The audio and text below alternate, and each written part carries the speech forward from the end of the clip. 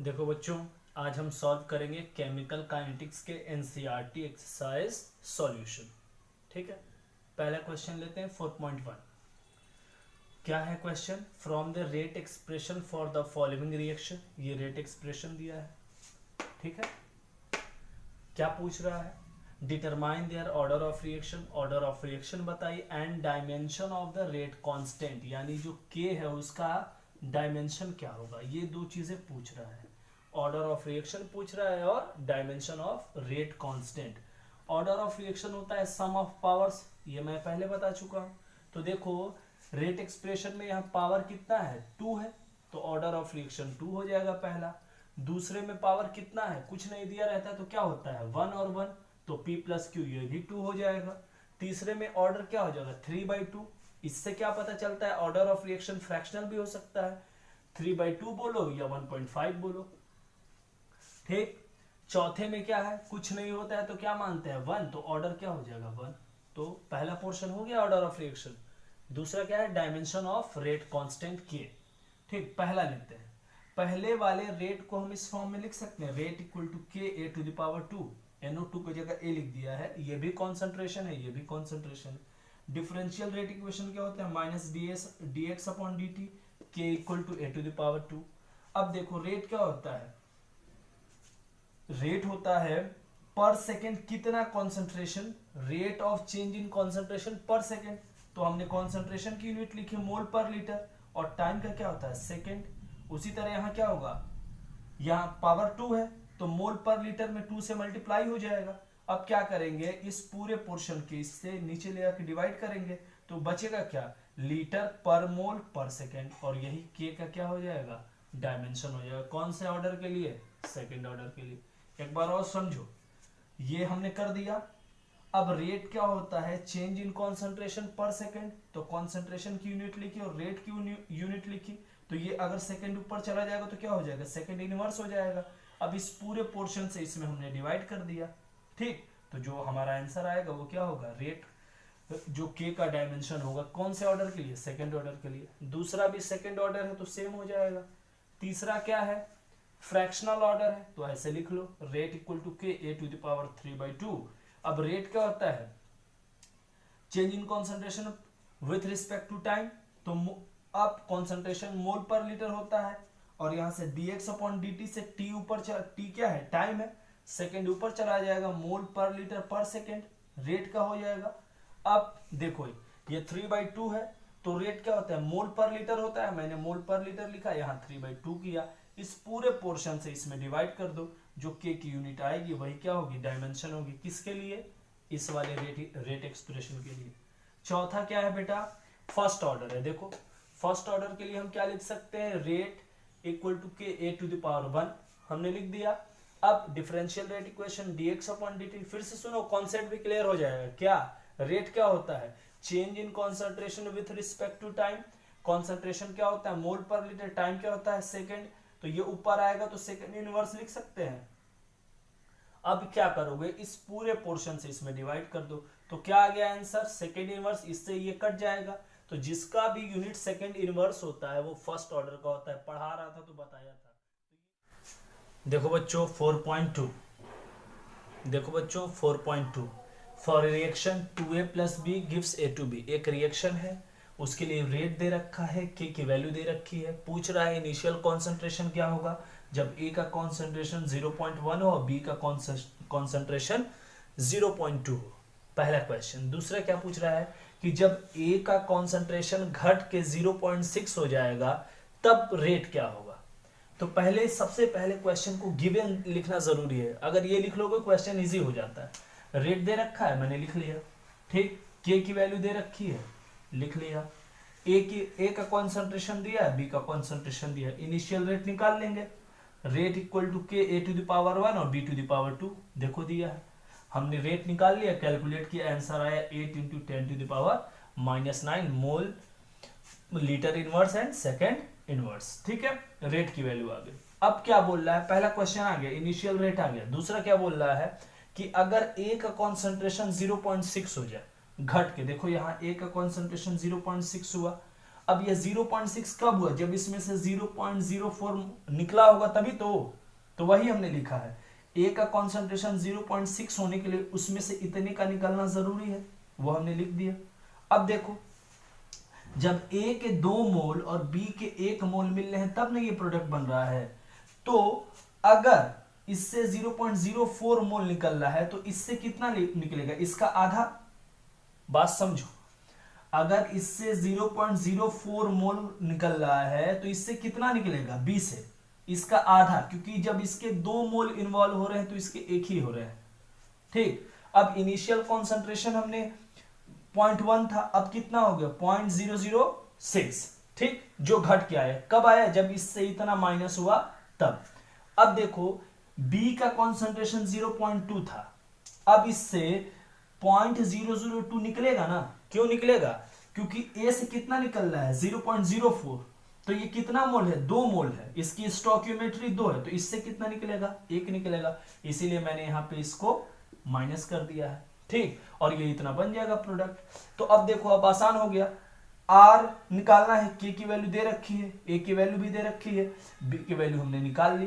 क्या करेंगे, कुछ नहीं करेंगे, सिर्फ सिंपल मल्टीप्लाई करेंगे।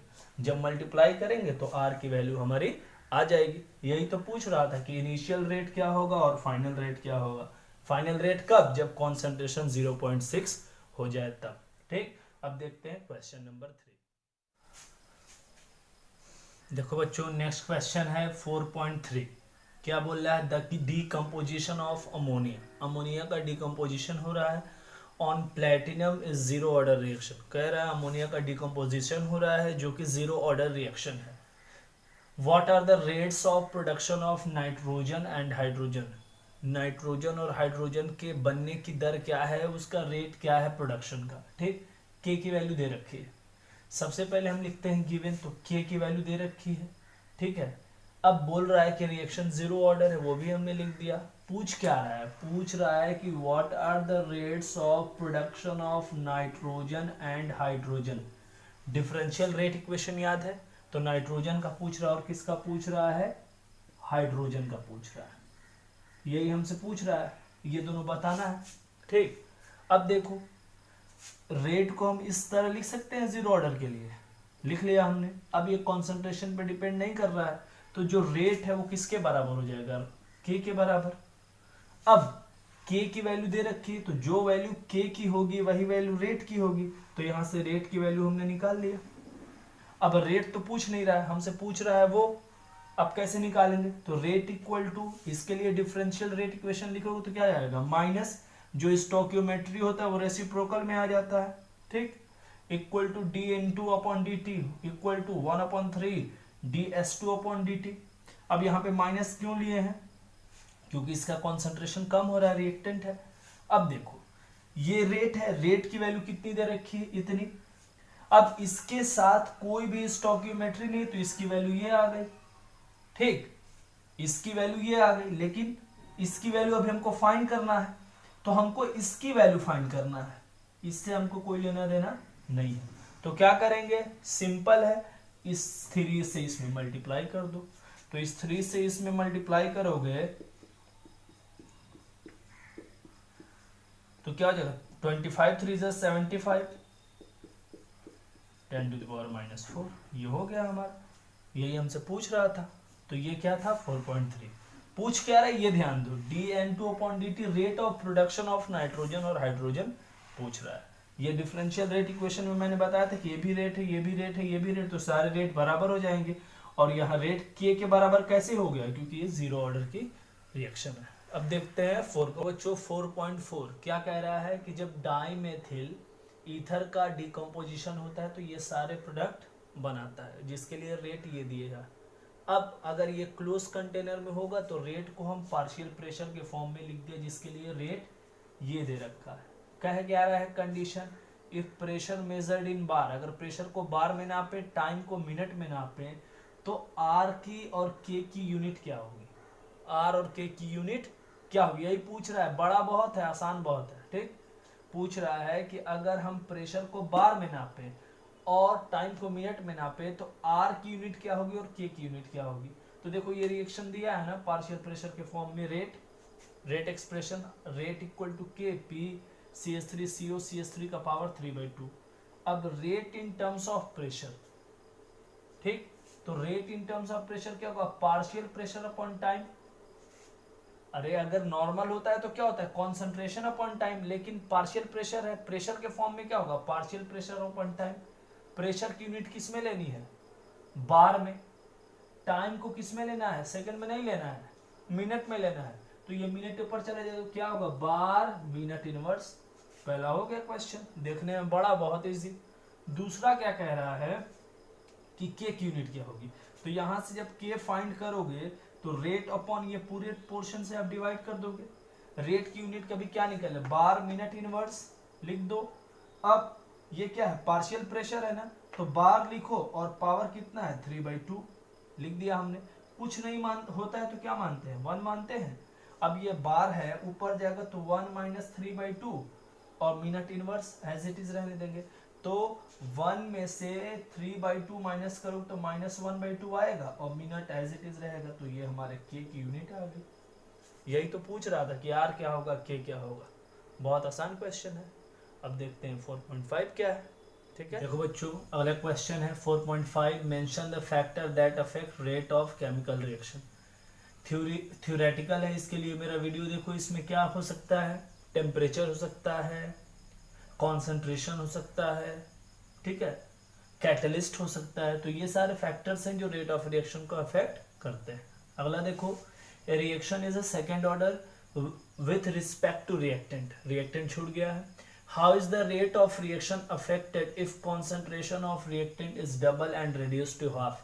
कह रहा है एक सेकेंड ऑर्डर की रिएक्शन है, अगर उसके रिएक्टेंट का कॉन्सेंट्रेशन डबल कर दे और हाफ कर दे तो रेट ऑफ रिएक्शन पे क्या इफेक्ट पड़ेगा।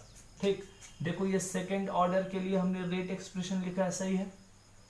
ठीक, अब ए जो है कॉन्सेंट्रेशन, इसको स्मॉल ए मान लो। ठीक, तो जो रेट होगा वो क्या होगा, के ए स्क्वायर हो जाएगा। ए को हमने क्या मान लिया, स्मॉल ए। यहाँ आर आई लिखा है, आर आई का मतलब इनिशियल रेट। ठीक, अब ये हो गया। पहला कंडीशन क्या है कि जब इसको डबल कर देंगे तो व्हेन कॉन्सेंट्रेशन इज डबल्ड, तो इनिशियल कॉन्सेंट्रेशन क्या था ए, तो कॉन्सेंट्रेशन डबल करोगे तो क्या हो जाएगा 2a। तो a इक्वल टू क्या हो जाएगा 2a। अब देखो आर डी का मतलब आर को जब डबल किया तो k equal to A square का जगह क्या रखेंगे 2a स्क्वायर, क्योंकि कॉन्सेंट्रेशन डबल हो गया है। तो k इक्वल टू क्या हो जाएगा, R D equal to k 4a square. अब हम क्या करेंगे, 4 को इधर करेंगे और k स्क्वायर को इधर करेंगे। तो k स्क्वायर जो है वो किसके बराबर है, आर आई के बराबर है। तो उसके जगह हमने क्या किया, आर आई रखा। यानी अगर आप कॉन्सेंट्रेशन को डबल करोगे तो अब रेट क्या होगा, 4 टाइम्स बढ़ जाएगा। बात समझ में आई, रेट 4 टाइम्स बढ़ जाएगा। अब अगला कंडीशन क्या है, रेड्यूस टू हाफ। तो अब ए को हम क्या कर रहे हैं, ए को a/2 कर रहे हैं। ठीक, तो a/2 हो जाएगा तो r equal to k A square है ना हमारे पास। अब a की वैल्यू क्या रखेंगे, a/2, तो r इक्वल टू 1/4 के स्क्वायर। अब के ए स्क्वायर की वैल्यू कितने के बराबर है, आर आई की, जो इनिशियल रेट है। तो अब जो रेट है वो इनिशियल रेट का 4 टाइम्स कम हो जाएगा। यहाँ पे जो रेट था वो 4 टाइम्स बढ़ जाएगा, यहाँ पे 4 टाइम्स कम हो जाएगा। तो अगर सेकंड ऑर्डर की रिएक्शन है, इसको डबल करोगे तो 4 टाइम्स बढ़ेगा, कॉन्सेंट्रेशन को डबल करोगे तो रेट 4 टाइम्स बढ़ेगा, अगर हाफ करोगे तो रेट 4 टाइम्स घट जाएगा। ठीक है, नेक्स्ट क्वेश्चन देखते हैं क्या है। देखो बच्चों, नेक्स्ट क्वेश्चन है, what is the effect of temperature on the rate constant of A reaction. How can this effect of temperature on rate constant can be represented quantitatively. ठीक है, ये हमारा क्वेश्चन है। सबसे पहले आपको याद होगा, शायद मैंने आपको बताया था कि जो टेम्परेचर होता है वो डायरेक्टली प्रोपोर्शनल होता है रेट कांस्टेंट की, यानी टेम्परेचर बढ़ाओगे तो इसकी वैल्यू बढ़ जाएगी। ठीक, अब जो आर्हेनियस था उसने एक लॉ दिया, वो एक इक्वेशन दिया, effect of temperature on rate of A reaction. Arrhenius ने दिया effect of temperature on rate of A reaction, जिसको कहते हैं आर्हेनियस इक्वेशन। ये रहा हमारा आर्हेनियस इक्वेशन। अब देखो जो रेट है वो क्या है, रेट इक्वल टू के और कॉन्सेंट्रेशन हमने ये मान लिया। अगर कॉन्सेंट्रेशन फिक्स है तो जब कॉन्सेंट्रेशन फिक्स होगा तो रेट किसके बराबर हो जाएगा, के के बराबर। जब रेट के बराबर हो जाएगा तो हम क्या बोलते हैं कि rate depends upon temperature, so rate of reaction will also depends upon temperature. Rate depends upon temperature, so rate constant will also depend upon temperature, क्योंकि दोनों बराबर है। ठीक, अब देखो इफ टेम्परेचर इंक्रीजेस, अगर टेम्परेचर को बढ़ाओगे, आर्हेनियस इक्वेशन के यहां लिखो, अगर टेम्परेचर को बढ़ाओगे, टी की वैल्यू बढ़ाओगे, ठीक, टेम्परेचर को बढ़ाओगे तो ये पूरी वैल्यू क्या हो जाएगी, कम हो जाएगी। ये पूरी वैल्यू कम हो जाएगी, क्योंकि नीचे वैल्यू बढ़ेगी तो ये पूरी वैल्यू कम हो जाएगी। जब ये पूरी वैल्यू कम हो जाएगी तो ये प्लस में है, तो माइनस में जो वैल्यू होगी वो बढ़ जाएगी। जब टेम्परेचर को बढ़ाओगे तो plus E upon R T की वैल्यू कम हो जाएगी। जब plus E upon R T की वैल्यू कम हो जाएगी तो minus E upon R T की वैल्यू बढ़ जाएगी। और जब minus E upon R T की वैल्यू बढ़ेगी तो E to the power minus E upon R T की वैल्यू बढ़ जाएगी। और जब e to the power minus E upon R T की वैल्यू बढ़ेगी तो k की वैल्यू क्या हो जाएगी, बढ़ जाएगी। इसका मतलब टेम्परेचर बढ़ाने पर k की वैल्यू बढ़ती है। बात समझ में आई? तो अब चलते हैं क्वेश्चन नंबर 4.8 पे। देखो बच्चों, नेक्स्ट क्वेश्चन है 4.8।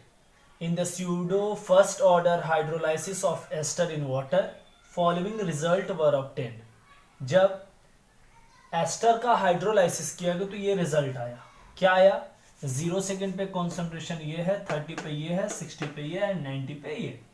पूछ क्या रहा है, calculate the average rate, average rate पूछ रहा है। टाइम इंटरवल क्या दिया है, between 30 to 60 second, 30 to 60 second के बीच एवरेज रेट क्या होगा।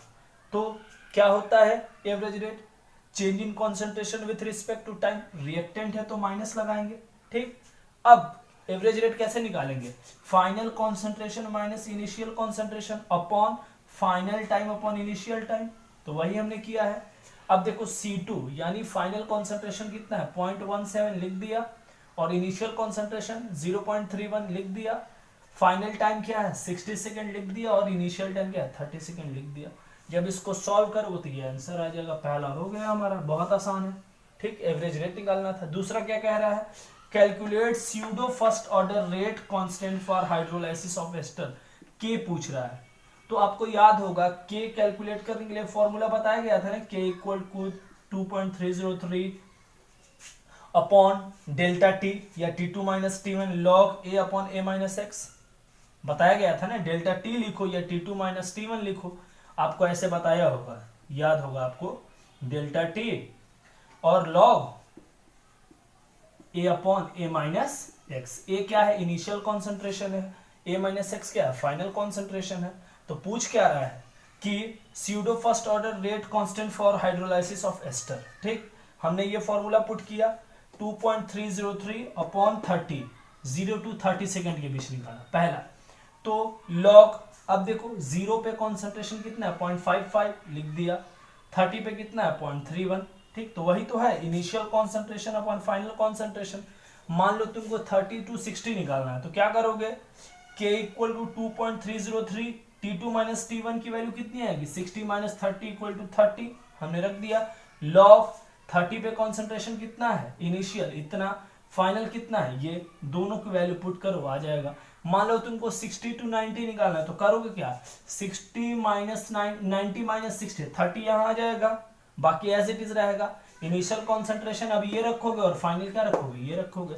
ये सॉल्व करोगे तो तुमको क्या पता चल जाएगा, फर्स्ट ऑर्डर के लिए कांस्टेंट की वैल्यू क्या है, मतलब क्या, calculate pseudo first order rate constant, इस तुमको क्या पता चल जाएगा, रेट कांस्टेंट की वैल्यू पता चल जाएगी। ध्यान क्या देना है, k equal to 2.303 upon delta t log a upon a minus x. ये ध्यान रखना है कि ये इनिशियल कॉन्सेंट्रेशन है, ये फाइनल कॉन्सेंट्रेशन है, ये T2 माइनस T1 है।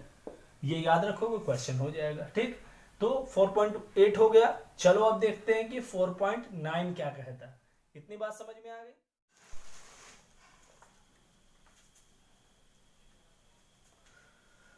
देखो बच्चों, नेक्स्ट है 4.9। क्या बोल रहा है, reaction is first order in A and second order in B.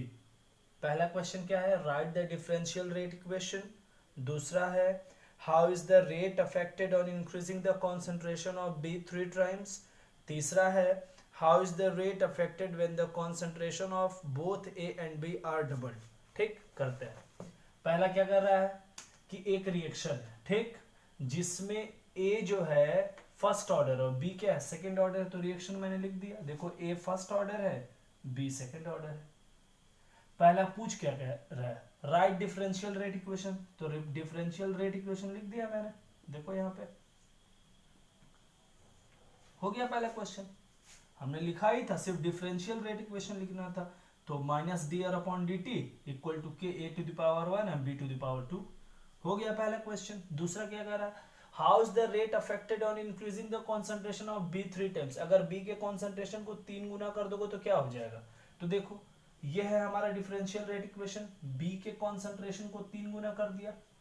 ठीक, जब बी के कॉन्सेंट्रेशन को 3 गुना करोगे तो 3 से मल्टीप्लाई कर दिए, minus d are upon D T equal to 3 का स्क्वायर क्या होता है 9, बाहर आ जाएगा तो 9 क्या हो जाएगा ए इंटू बी। तो जो पहले रेट था अब 9 टाइम क्या हो जाएगा, रेट इंक्रीज बाई 9 टाइम्स। तो अगर बी के कॉन्सेंट्रेशन को 3 गुना कर दोगे तो रेट 9 टाइम्स बढ़ जाएगा। अगला क्या कह रहा है, how is rate affected when concentration A and B get double. कह रहा है ए और बी को डबल कर दो। तो अब डिफरेंशियल रेट इक्वेशन लिखा, ए पहले 1 था तो 2 से मल्टीप्लाई कर दिया और बी में भी 2 से मल्टीप्लाई कर दिया, यानी ए और बी का कॉन्सेंट्रेशन डबल हो गया। इसका पावर 1 था 1 है, इसका पावर 2 था 2 है। अब क्या हो जाएगा, देखो ये 2 हो जाएगा, ये 2 का स्क्वायर कितना होता है 4, तो 4 2 जा 4 यहां बाहर आ गया, ये 2 आ गया, तो 4 2 जा 8। D are upon D T equal to 8 into k a into B, यानी पहले जितना रेट था अब रेट 8 टाइम्स बढ़ जाएगा। इसमें रेट कितना टाइम्स बढ़ रहा है 9 टाइम्स, इसमें रेट कितना बढ़ रहा है 8 टाइम्स। कहां से 8 आया, ये 2 है, इसको हमने बाहर लिख दिया, ये 2 है, 2 का स्क्वायर 4, तो 4 और 2 में मल्टीप्लाई हो जाएगा तो 8 हो जाएगा, तो 8 into k a into B, तो क्या हो जाएगा पहले जितना रेट था अब रेट 8 गुना बढ़ जाएगा। देखते हैं 4.10। ठीक, ये समझ में आ गया 4.10। देखो बच्चों नेक्स्ट क्वेश्चन है 4.13, calculate the half life of a first order reaction from there rate constant given below. Rate constant दिया है, ठीक, कह रहा है हाफ लाइफ बताइए। फॉर्मूला क्या लगाएंगे, t half equal to 0.693 upon k की वैल्यू यहाँ पुट कर दो। अब देखो के की वैल्यू पुट करोगे सेकंड इनवर्स ऊपर जाएगा, सेकंड में चेंज हो जाएगा। उसी तरह सबकी वैल्यू पुट कर दो, यहाँ के की वैल्यू कितना पुट करोगे 2 मिनट, ठीक, यहाँ के की वैल्यू कितना पुट करो 4 ईयर्स, तो यहाँ से तुमको ये वैल्यू निकल जाएगी। बहुत आसान है, सिर्फ फॉर्मूला पर रखना। अगला देखो the half 4.14 the half life for radioactive decay of carbon 14 is 5730। Half life carbon 14 के लिए कितना दिया है 5730 years. An archaeological artifact containing wood, archaeological survey वाले जो तुमको एक वुड मिला, had only 80% of carbon found in it. कह रहा है जिसमें 80% of carbon found in living tree. कह रहा है कि जो उसमें 80% कार्बन मिला। कह रहा है जो आर्कियोलॉजिकल सर्वे वालों को जो वो लकड़ी का टुकड़ा जो सैंपल मिला उसकी एज क्या है, तो उसकी एज बताना है। ठीक, तो यानी अब देखो यहाँ ये फॉर्मूला लगाएंगे t इक्वल टू 2.303 अपॉन के लॉग ए नॉट अपॉन ए क्या है इनिशियल है, ठीक, कितना हो जाएगा 100 हो जाएगा। अब देखो t equal to 2.303 upon 0.693 upon 5730 कैसे आया, देखो t हाफ आपको अगर k की वैल्यू निकालनी है तो कैसे निकालोगे 0.693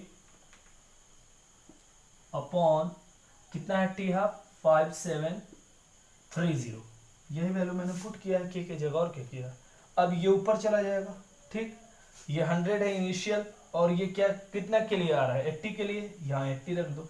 जब सबको सॉल्व करोगे तो आंसर आएगा 1845 ईयर्स। बात समझ में आई, क्या था कार्बन 14 के लिए हाफ लाइफ इतना दिया था, एक लकड़ी का टुकड़ा मिला जिसमें 80% of carbon found in living tree, ठीक, तो कह रहा है जो टुकड़ा मिला उसकी एस्टिमेटेड लाइफ क्या है, उस सैंपल की लाइफ क्या है, तो टी यहाँ से निकाला t इक्वल टू 2.303 अपॉन के लॉग ए नॉट अपॉन ए। अब 2.303 के जगह हमने 0.693 अपॉन 5730 यहाँ से रखा, ठीक, ये वैल्यू रख दी तो ये ऊपर चला जाएगा, मल्टीप्लाई हो जाएगा। लॉग इनिशियल 100 था, 80% 80%, जब बचा तो 20% निकल गया हो तो हमने 80 रख दिया। इसको सॉल्व किया तो आंसर आया 1845। तो ये हमारा था 4.14। ठीक।